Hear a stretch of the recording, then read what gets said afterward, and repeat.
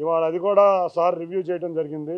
శాంతి భద్రతల విషయంలో ఎక్కడా కూడా జగన్మోహన్ రెడ్డి అన్ని తప్పుడు సమాచారం ఇస్తున్నారు. నిజంగా 4 రాజకీయ హత్యలే జరిగినాయి. 4 రాజకీయ హత్యలో తెలుగుదేశం పార్టీ నాయకులు కార్యకర్తలు కూడా ఉన్నారు. సఫరర్లు చాలా ఎక్కువ మంది ఉన్నారు. అన్ని అబద్ధాలు బూటక ప్రచారాలు చేస్తున్నారు. వాటిని జాగ్రత్తగా ఖండించడమే కాకుండా ఇవాళ హోంమంత్రి గారికి, అందరు ఎంపీలకి, లేకపోతే మంత్రివర్గం అందరికీ కూడా సరిగ్గా రివ్యూ చేసి దానిని ఏ విధంగా అబద్ధాన్ని తిప్పికొట్టాలో, అబద్ధపు ప్రచారాలను తిప్పికొట్టాలో వారు వివరించడం జరిగింది.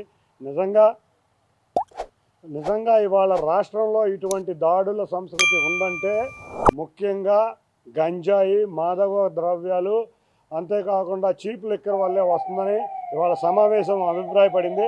అటువంటి అరికట్టి ఒకటే చెప్పారు, తెలుగుదేశం నాయకులు కార్యకర్తలైన ఎవరిని కూడా శాంతి భద్రతలో విపేక్షిస్తాం, ఎవరు కూడా ఇటువంటి వాటి జోలికి వెళ్ళొద్దు, మనం అందరికీ ఆదర్శంగా ఉండాలి అని వారు ఉద్బోధించడం జరిగింది. కాబట్టి తప్పకుండా మేమందరం కూడా అటువంటి కార్యక్రమాల్లో ఎప్పుడూ లేము. ఏదో క్షణికావేశంలో నిన్న కూడా మనం చూస్తే ఇద్దరు వైసీపీ నాయకుల మధ్య ఘర్షణని తెలుగుదేశం వారు చేసిన ఘర్షణగా చిత్రీకరించారు. ఇటువంటి అబద్ధ ప్రచారాలన్నీ మేము ఢిల్లీలో తిప్పికొడతాం.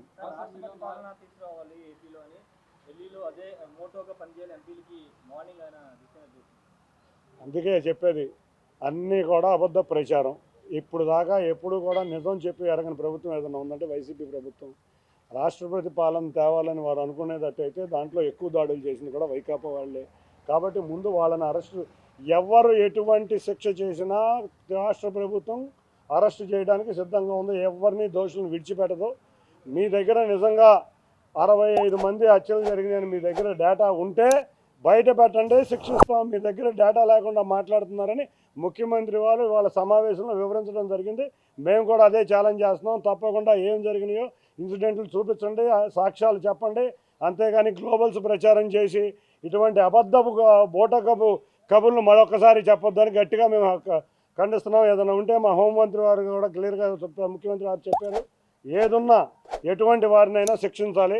ఎక్కడా కూడా మేము నలుగురు మాత్రమే కనపడ్డారు కాబట్టి ఈ నలుగురు కూడా దాంట్లో తెలుగుదేశం సానుభూతి పరులు కూడా ఉన్నారు కాబట్టి ఎటువంటి వారినైనా శిక్షించమని కోరటం జరిగింది. నాకు ముఖ్యంగా హోంశాఖ, అంతేకాకుండా విమానాశ్రయ శాఖ మరియు రక్షణ శాఖ నాకు అప్పగించడం జరిగింది. వాటిని మొత్తం ఫాలోఅప్ మేము చేస్తాం. అంతేకాకుండా రాష్ట్ర విభజన సమయంలో ఎదురైన సమస్యలు అప్పటి నుంచి మనకు అలాట్ కావాల్సిన అన్ని నిధులు కూడా ఏర్పాటు చేయడం జరుగుతుంది.